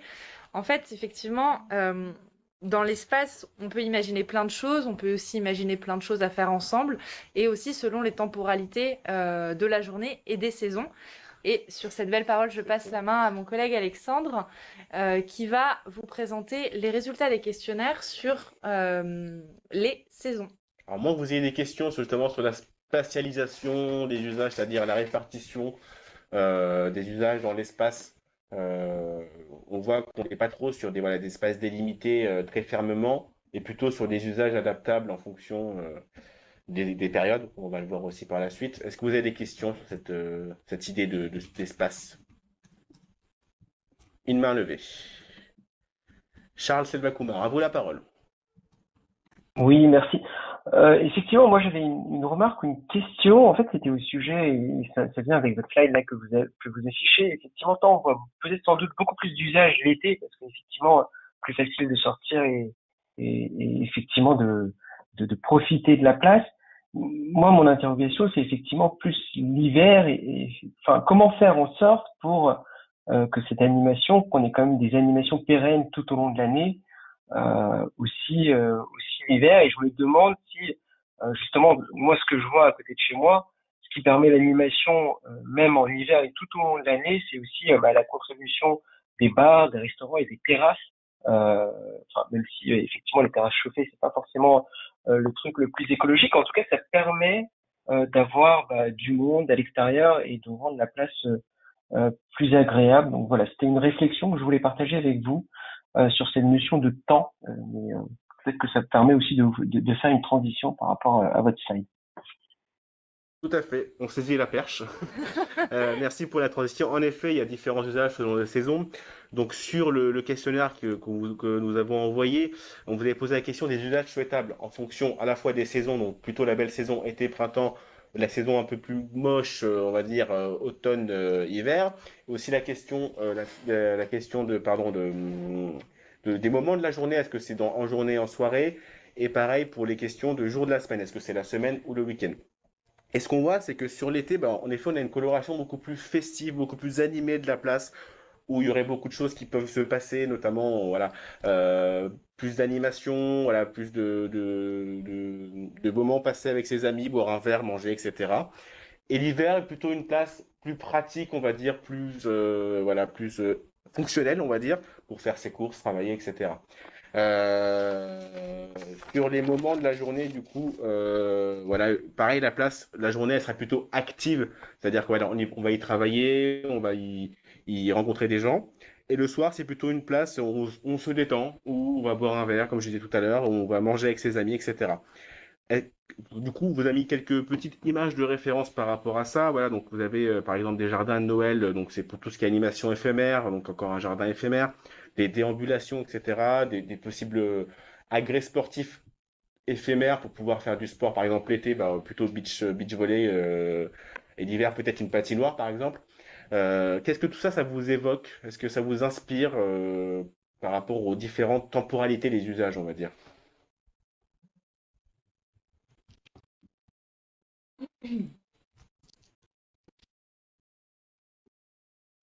N'hésitez pas à réagir sur les usages que vous souhaiteriez en fonction des saisons, en fonction des moments de la journée. Euh, voilà. Par exemple, si, imaginons, vous prenez le métro le soir, qu'est-ce que vous voudriez voir comme, par exemple, comme usage, comme animation le soir en sortant du métro, le matin en allant en métro, voilà.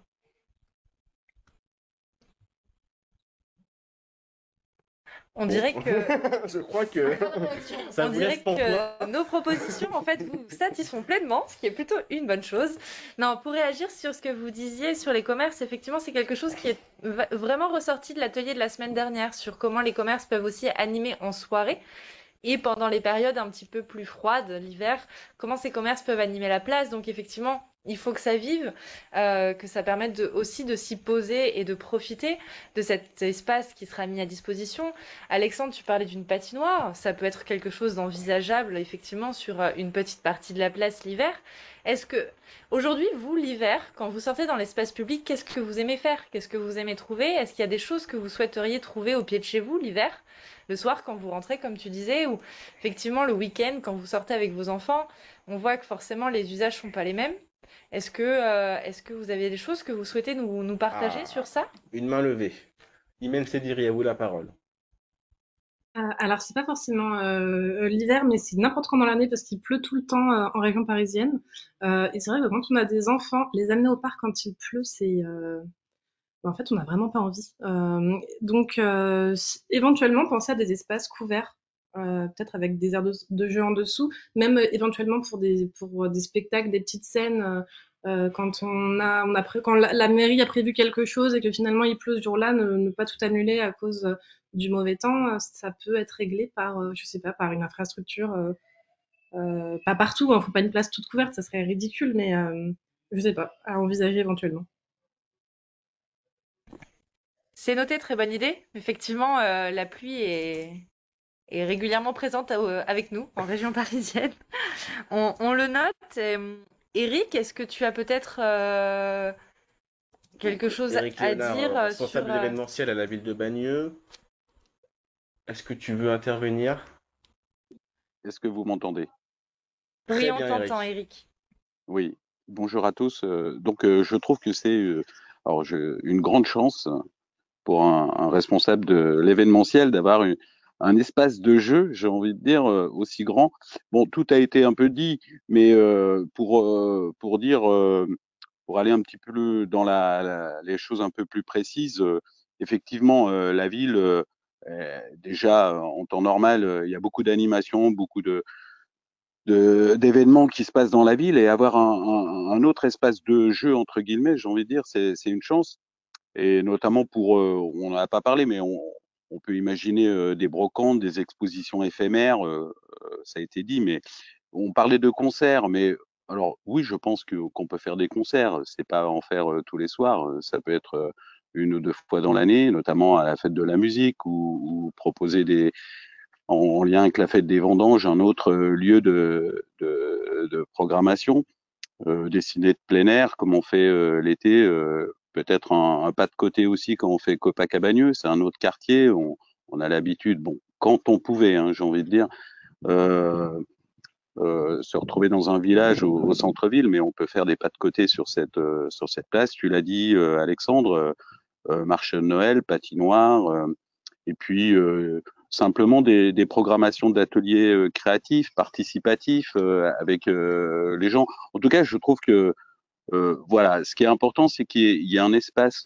suffisamment libre, sans mobilier urbain. Alors évidemment, il faut des espaces où on puisse s'asseoir et tout ça, mais je l'ai entendu et je pense qu'il faut rester là-dessus.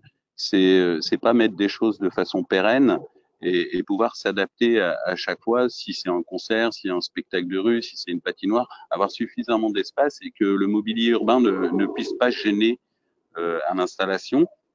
Je pense qu'aussi, vraiment, ça peut être une place où, puisqu'on va accueillir, en tout cas, il y a des gens qui vont pas forcément être de Bagneux, et voilà, et montrer ce que la ville peut faire de bien et de mieux pour ses habitants, et pour aussi les habitants d'autres villes. Bon, voilà, en résumé, j'ai envie de dire, mais j'ai envie de dire pour finir, qu'il faut rien s'interdire, quoi. Voilà, il y a plein d'idées possibles, et je pense que les habitants, ils en ont plein des idées.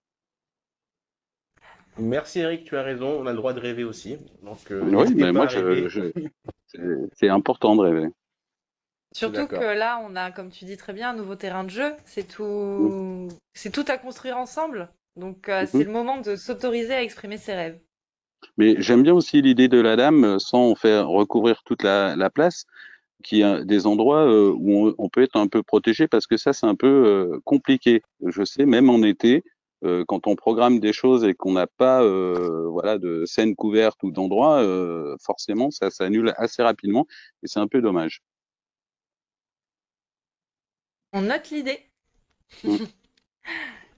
Merci. D'autres questions? On passe au reste. Donc, on avait aussi la question des usages par jour de la semaine. Donc, plutôt le week-end pour les animations, forcément, hein, pour pouvoir profiter pleinement des animations. Donc, ciné plein air, comme disait Eric, mais aussi voilà, des petits concerts, voilà, des animations éphémères, des expositions, etc. Et la semaine, plutôt une place encore une fois pratique, on va dire. On peut travailler, en effet, peut-être à l'ombre d'un arbre, travailler avec le Wi-Fi, etc. Bon, je pense que du coup, ça c'était bien compris. Il y a une main levée, donc je vais laisser la parole à Charles Salvakumar à nouveau.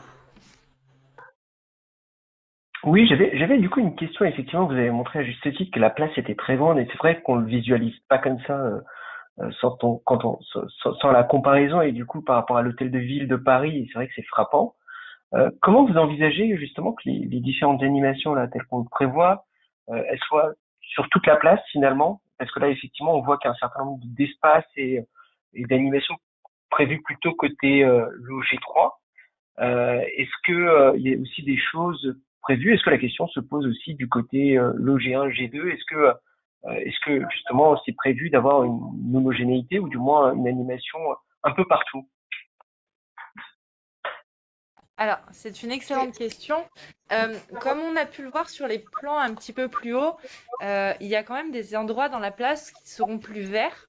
Cette spatialisation, elle a aussi été contrainte par la ligne 15 et la ligne 4 du métro qui passent sous la place et qui nous imposent d'avoir des zones où on ne peut pas végétaliser, des zones où là on peut végétaliser.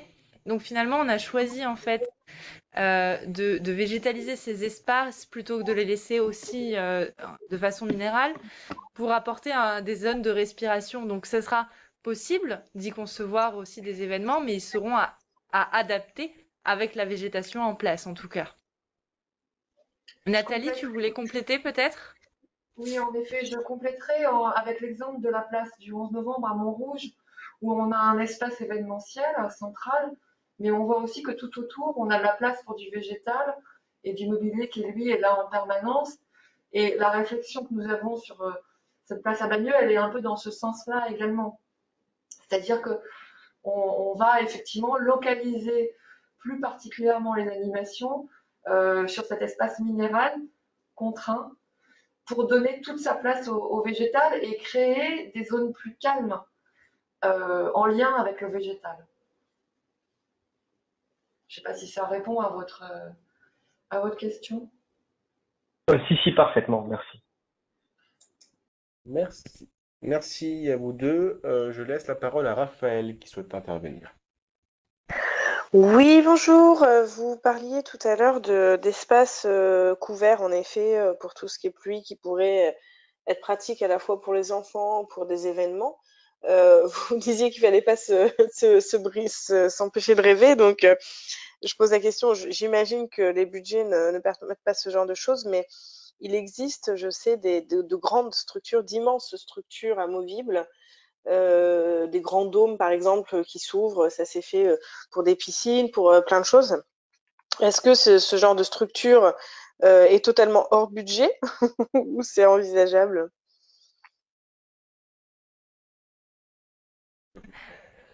Alors, nous ne maîtrisons pas le budget total de la collectivité. Non, après, Oui, effectivement, non, ça peut être envisageable. Eric, tu oui, voulais intervenir? Je t'en prie. oui, non, mais juste pour dire que c'était des budgets énormes, ce genre de structure. Donc, alors ponctuellement peut-être avec des financements autres sur des gros événements, peut-être. Mais voilà, on l'a déjà fait pour divers événements, des gros événements dans les premières années que j'étais là sur la fête des vendanges. Mais oui, je pense que c'est des budgets qui Mais là, sont énormes. je pensais à une structure pérenne, hein, une structure pérenne, Ah, mais une qui, structure pérenne. Alors là, ce serait oui, pas la mairie pour le coup. c'est-à-dire, Je sais pas, ça ferait partie de l'aménagement général. je comprends pas bien ce que vous voulez dire. En fait, moi, Peut-être Elsa Sauter de SADEV en précision, effectivement, que ce soit éphémère ou définitif, effectivement, c'est des ouvrages qui, si on veut qu'ils soient à la hauteur, enfin, qualitatifs, plus ils sont grands, effectivement, sans doute plus ils sont chers. Après, c'est vrai que jusqu'à présent, on n'avait jamais discuté de la question de la couverture des espaces. Je trouve que ce débat, il est intéressant et je pense que à l'issue de tout ça, on regardera, nous, et en fonction de ce qui est arbitré, évidemment, on regardera avec notre maîtrise d'œuvre ce qu'il existe comme moyen de couverture. Voilà, dans le chat, on a beaucoup parlé, j'ai vu beaucoup parler du square, enfin du kiosque. Donc, c'est des choses qu'il faut qu'on regarde, qu'il faut qu'on chiffre, effectivement, qui ont un coût important. Mais comme beaucoup de choses sur cette place, puisqu'on décide de mettre en place un aménagement extrêmement qualitatif et qui soit à la fois pérenne et joli. Donc, voilà, on ne peut pas vous répondre sur la valeur et la possibilité d'intégrer ça. En revanche, à l'issue de cet atelier de concertation et en discutant avec les services de la ville et les différentes personnes concernées, et puis surtout notre maîtrise d'œuvre qui a toujours beaucoup d'idées et de références en la matière, on regardera ce qui est possible de faire. En tout cas, on le note bien. oui, en fait, je suis consciente, hein, bien sûr que c'est un énorme investissement, mais justement, j'avais dans cette idée de se dire s'il devait y avoir une chose forte qu'on ne retrouve pas forcément ailleurs, et du coup qu'il fasse un rayonnement de Bagneux un peu au-delà de ces frontières, entre guillemets. Je pense que ce genre de structure, ça pourrait être ça. Alors, bien sûr, voilà, faut chiffrer tout ça, mais j'imaginais cet espace comme un espace qui est quelque chose de rare. Enfin, je ne vois pas dans d'autres villes ce genre de choses qui a été faites. Alors, sûrement parce que c'est trop cher, vous me direz. Mais en tout cas, je me disais, voilà, ça pourrait être là, pour le coup, on réfléchit par rapport à nous, usagers et habitants aux alentours, mais peut-être aussi réfléchir, entre guillemets, un peu au rayonnement de Bagneux. Voilà, je me disais que ça pouvait être quelque chose d'intéressant d'avoir un espace grand couvert et qui ne se fait pas ailleurs. Nathalie, tu voulais prendre la parole? Oui, je voulais prendre la parole parce qu'effectivement, ce qu'évoquait Raphaël, je crois, me fait réagir, on va dire, à chaud et bien sûr, c'est à affiner dans le temps. Mais ce qu'il faut savoir, c'est que l'architecture de la ligne 4 est dessinée avec une coupole de grande échelle au-dessus du bâtiment lui-même et qui est à une hauteur assez importante. Et peut-être qu'il faut qu'on réfléchisse à une forme d'écho de cette forme, peut-être en plus petit, à un autre endroit de la place et qui formerait un kiosque ouvert. Alors, ce que j'ai en tête, c'est comment dire, un élément de ce type qui était fait par Foster, je pense que c'est à Marseille, qui est un élément qui accueille différents événements. Alors, certes, sur un coût, donc il faut se poser la question, mais c'est peut-être pas inintéressant, effectivement, Oui, je trouve que c'est une bonne idée. Donc, on va réfléchir à ça. Merci. Le CSC souhaitait Voilà, Sherazade Boustad, intervenir. directrice du CSC Prévert. À toi la parole.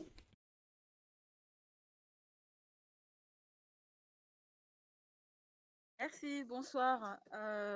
Donc oui, Sherazade Boustad, directrice du Centre social et culturel Jacques Prévert à la ville de Bagneux.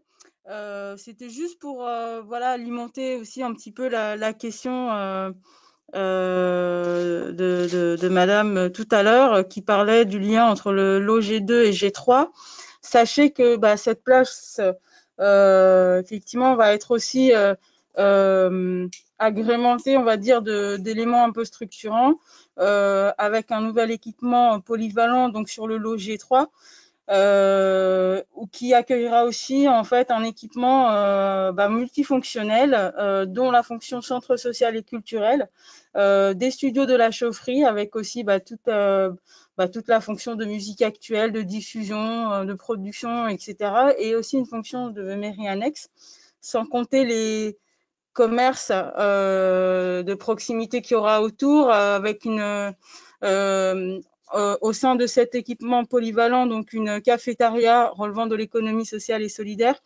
Et effectivement, il y a aussi des interconnexions peut-être à imaginer entre la place et ce nouvel équipement, y compris donc dans cette dans ce qu'on pourrait peut-être imaginer et proposer en termes d'innovation, en termes d'interaction entre le dedans et le dehors, puisque ce sera un équipement qui sera, je suppose, en tout cas ouvert tout au long de la semaine, et qui sera vraiment dédié aux habitants. Donc voilà, je pense qu'il y a aussi vous posiez la question de ce qu'on pouvait y faire et de la programmation et du lien, de la continuité. Évidemment, il y aura cette continuité-là, en tous les cas, en termes d'animation de la vie sociale et de l'équipement et de l'animation de la place qui, effectivement, reste encore à construire avec vous. Merci, Sherazade. Je propose qu'on passe à la sous-thématique suivante. On passe à la sous-thématique des animations sur la place. Donc, pour faire un petit retour sur le questionnaire, le type d'animation que vous privilégiez, c'est à 90% des animations commerciales, donc ce qui répond effectivement avec la programmation qu'il y a dans les rez-de-chaussée des bâtiments, G1, G2, G3, mais aussi des animations artistiques, culturelles et festives. Finalement, ça rejoint tout à fait nos échanges de ce soir. On voit aussi que ce que vous ne souhaitez pas, c'est des animations qui viennent créer des nuisances, comme des fêtes foraines ou trop de bruit. Mais il faut, voilà, comme on disait, penser à la complémentarité des activités, tout en pensant aussi à ceux qui y habitent. Est-ce que ça vous fait réagir? Est-ce que, enfin, si vous, demain, vous passez sur cette place pour vous rendre chez vous, qu'est-ce qui attirait votre attention? Est-ce que c'est quelqu'un qui est en train de réaliser des œuvres de street art sur des petits cartons à vous donner, à emporter? Est-ce que c'est un spectacle de rue? Qu'est-ce qui aujourd'hui attirait votre attention? Sur quoi vous vous arrêteriez? Qu'est-ce qui vous plairait de voir demain comme animation sur cet espace? Des idées, des envies, des réactions? En tout cas, on voit que le sport n'est pas spécialement souhaité hein, sur les animations. Euh, ça fait réagir aussi, peut-être. Euh, on est plutôt sur des animations festives, culturelles, un peu emblématiques, comme le cinéma plein air, mais aussi sur le marché. Hein, vous avez beaucoup de propositions par rapport au marché, parce que le marché pourrait être aussi un marché d'alimentaire, mais aussi un marché culturel, foire artistique, etc. Qu'est-ce que tout ça vous évoque? On a déjà un peu parlé tout à l'heure, mais est-ce que ça vous évoque des choses en particulier, tout ça?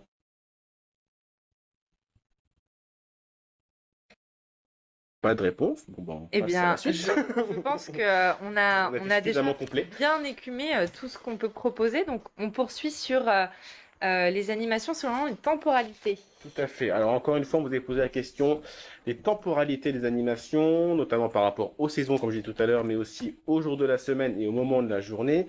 Donc on note hein, sur ces slides-là que les animations festives, culturelles et sportives sont plutôt réservées à la bonne saison, le printemps-été, alors que les animations artistiques pourraient être en hiver, par exemple, mais aussi les animations commerciales, voilà, où il n'y a pas forcément besoin du beau temps pour faire ce genre d'animation-là. En termes de moment de la journée, on est plutôt pour des animations festives, plutôt en soirée et artistiques également, et plutôt des animations culturelles, foraines, s'il y en avait, sur la journée.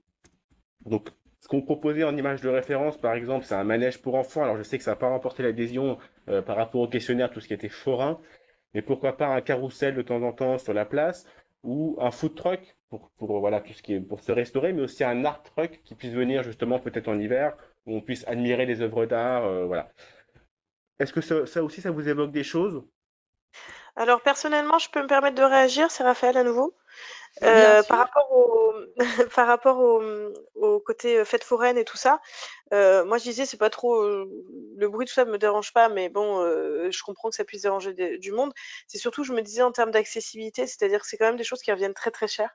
Et voilà, je trouve que par rapport aux familles les plus modestes, c'est pas forcément très sympa d'avoir sous les yeux ce genre de truc que les enfants adorent et que les parents ne peuvent pas payer. Donc, j'étais pas fan non plus. Après, un petit carrousel, je trouve ça quand même très différent, par exemple, que l'idée d'avoir toute une fête foraine, vous voyez, avec peut-être des tarifs en plus un peu plus accessibles, on va dire, et voilà. Donc voilà, c'était juste pour dire que dans le questionnaire, vu qu'il n'y avait pas de différenciation entre les deux, par exemple, moi j'ai mis bon bof pour le côté fête foraine, mais un petit manège pour les plus petits, par exemple, je trouve pas ça, voilà, je trouve pas ça complètement à côté de la plaque.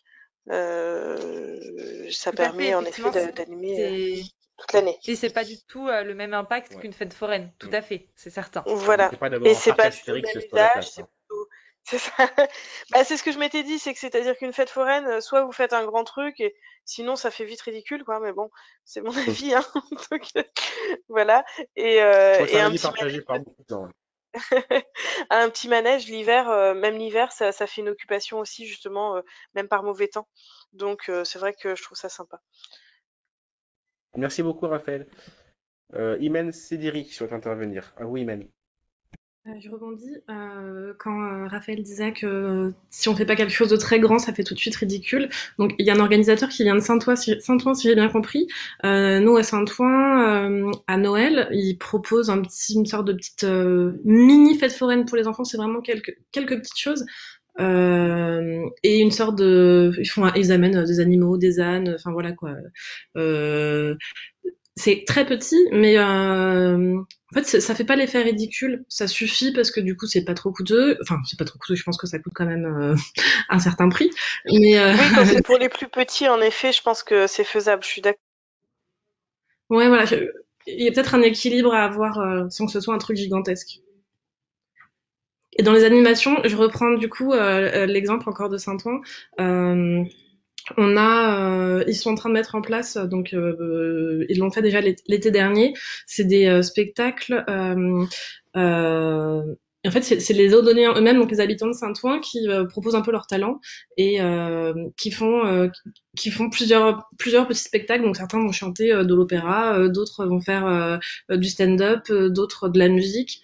Et c'était une idée comme ça que bon, c'est peut-être pas encore le moment. Si on reste dans la généralité, ça reste une activité culturelle, spectacle, mais faire participer les balnéolais, c'est comme ça qu'on dit?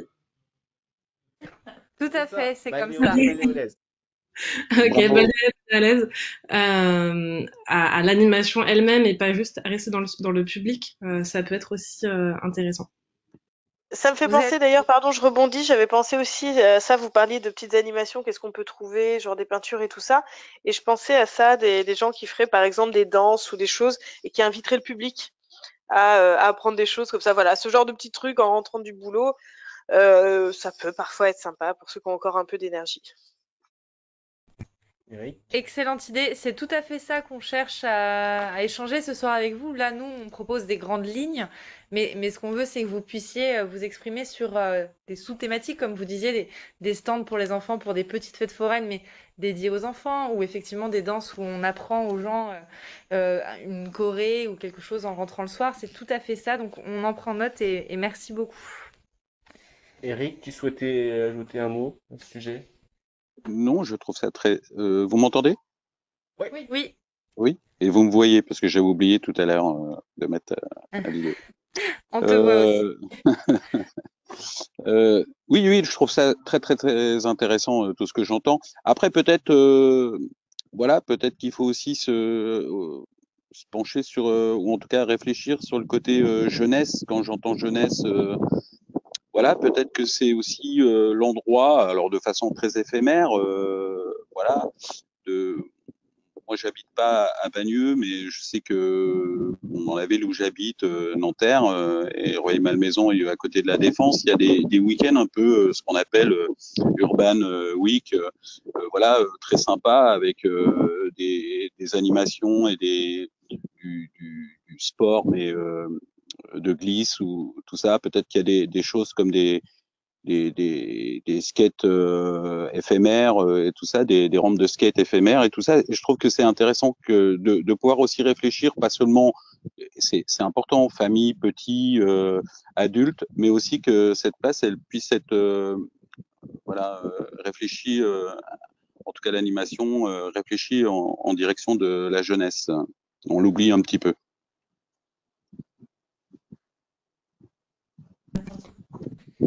Merci Eric. Oui, pour rebondir aussi là-dessus, sur ce que disait Eric, il y a la ville de Poissy qui propose pas mal d'animations tout au long de l'année, et peut-être que ça peut être un inspirant. On prend note. On ira voir. Je crois que le CSC Jacques Prévert souhaitait prendre la parole à vous, les collègues. Oui, bonsoir. Du coup, c'est Matou Benoît, agent de développement local et social. Et pour rebondir à ce que tu disais, Benoît, Eric, est-ce que tu c'est peux vrai rapprocher un petit que... peu le micro parce qu'on ne t'entend pas très bien. C'est bon là? Pas trop. Là, c'est parfait. Là, c'est parfait. Ok. Bonsoir à tous et à toutes.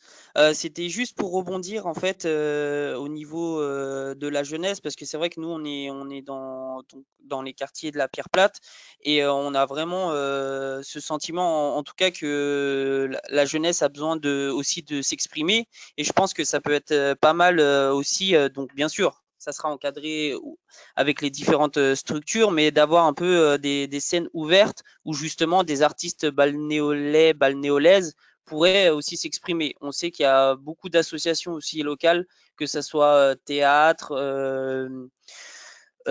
où on a justement aussi le TVH où il y a beaucoup de collectifs d'artistes qui viennent, qui produisent, et c'est vrai que ça peut être aussi intéressant d'inclure en tout cas tous ces acteurs qui veulent participer, animer, et voilà, c'était juste pour souligner ça.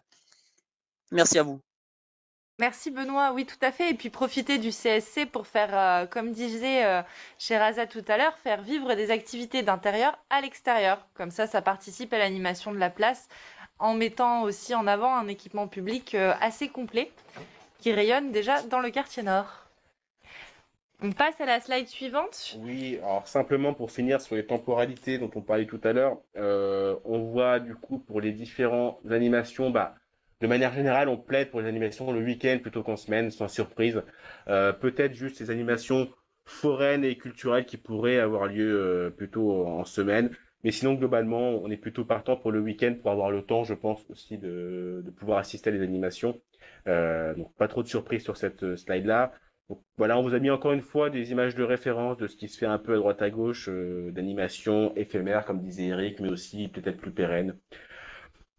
Voilà. Est-ce que ça vous fait réagir également, ça, sur les temporalités? Je crois qu'on a déjà dit pas mal de choses, peut-être plus globalement, puisqu'on arrive à la fin de l'atelier.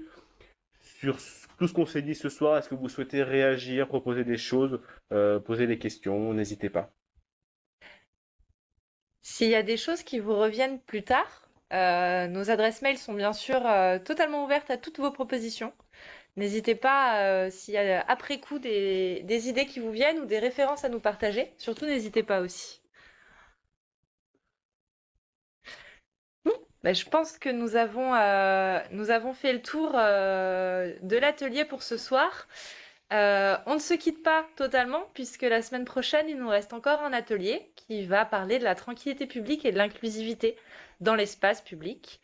18h30, même heure, même lieu, toujours en visio, hein. Le Covid est toujours là. N'hésitez pas à vous inscrire sur le site de la ville ou à envoyer un mail directement à la citoyenneté. On vous enverra également un questionnaire thématique sur lequel vous pourrez nous faire tous vos retours. Et nous parlons aussi de chantier participatif parce qu'on espère que cette situation sanitaire un peu compliquée se terminera bientôt et nous permettra de faire avec vous des ateliers participatifs pour créer du mobilier ensemble, par exemple. Restez connectés sur le site de la ville, on vous tient informé en tout cas sur ce point. Merci beaucoup à tous pour votre participation, merci beaucoup pour vos interventions. Nathalie Pradel, je te vois lever la main. Est-ce que tu peux nous dire quelque chose? Ah non, d'accord. Ah, tu nous fais au revoir, pardon. En tout cas, merci beaucoup à tous d'avoir pris de votre temps et d'être venus échanger avec nous. On espère vous retrouver nombreux la semaine prochaine en vous souhaitant une excellente soirée. Au revoir à Merci à tous. Merci. Bonne soirée à vous, bon courage. Au revoir, merci. Au revoir, merci. Merci beaucoup. Merci.